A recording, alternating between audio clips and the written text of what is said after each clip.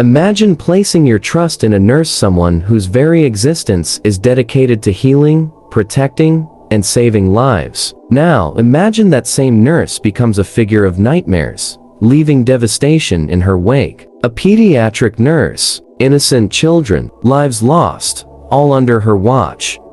This is the chilling story of Genene Jones, a woman who turned hospital rooms into death chambers. Known as the Angel of Death, she didn't just take lives, she shattered families, twisted the essence of trust, and sent shockwaves through the medical world. What drove a trusted healer to become a cold-blooded killer? And how did she manage to evade suspicion for so long? Prepare yourself for one of the darkest tales in modern medical history. Genene Jones was born on July 13, 1950 in the small town of Texas. To most, she appeared ordinary, a woman who pursued a career as a pediatric nurse. Her job wasn't just a profession, it was a role that positioned her as a guardian of life. But beneath her scrubs and comforting smile lay something far more sinister. By the late 1970s, Jones was employed at Bexar County Medical Center Hospital in San Antonio, Texas. Her career as a pediatric nurse seemed promising, but her actions would soon reveal a different narrative. Jones's preferred method of killing was as calculated as it was horrifying. She would administer drugs like digoxin, heparin, and succinylcholine to her young patients. These weren't just random substances. They were carefully chosen poisons designed to induce medical crises. Jones often stepped in to save her victims after she had harmed them. She thrived on the chaos she created, the spotlight of being the hero, but tragically, many children never survived her interventions. Her pattern went unnoticed for years, hidden in the bustling, high-pressure environment of the hospital, but cracks began to show. One of her most infamous crimes involved a baby named Chelsea McClellan, a case that would ultimately unravel Jones's web of deception. Chelsea, a bright-eyed infant, was brought to the clinic for routine vaccinations. But after Jones administered the injections, Chelsea's condition deteriorated rapidly. Her tiny body couldn't withstand the effects of the poison, and despite desperate attempts to save her, Chelsea died. The heartbreak of that day sent ripples through the community, but it also raised alarm bells among medical professionals. What could possibly motivate someone to commit such heinous acts? Jones's defenders claimed she sought attention, a hero complex gone horribly wrong. Others argued darker motives were at play. Whatever the reason, the truth remained: Genene Jones had become one of the deadliest predators to ever wear a nurse's uniform.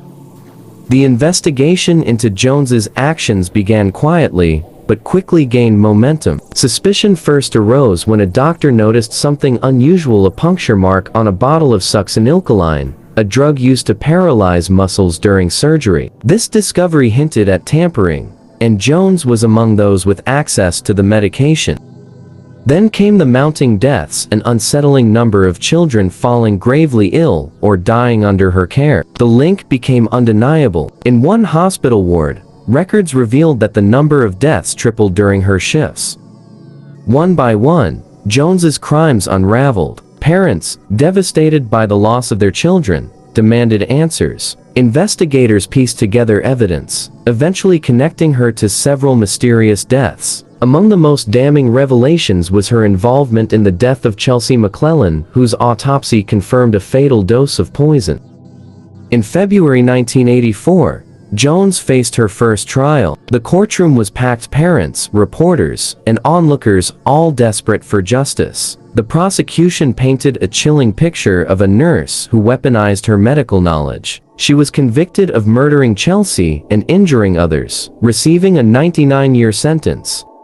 But it didn't end there. Further investigations revealed her actions in another hospital, leading to a second trial. This time, she received an additional 60 years. Despite her lengthy sentences, Jones's story wasn't over. In 2018, due to overcrowding laws, she was set to be released early, a decision that sparked outrage and fear among her victims' families.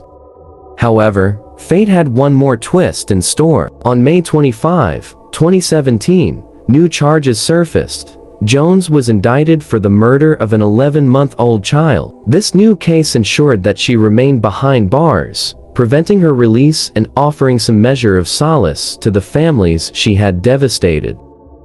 As you've heard this horrifying tale, let me ask you, how do you feel knowing that someone sworn to protect lives turned into a predator? Do you think hospital protocols should change to prevent such tragedies from ever happening again? And here's a chilling thought.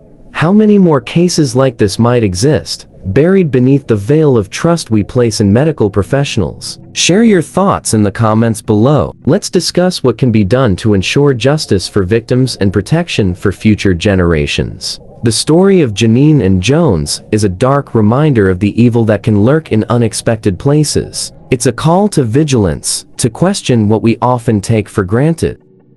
If this story resonated with you, don't let it end here. Share this video, comment below with your thoughts, and hit the subscribe button to join us at the Fear Lab as we uncover more chilling tales. And remember, sometimes, the scariest monsters aren't hiding under your bed. They're standing right next to you, wearing the face of someone you trust. Until next time, stay safe and stay curious.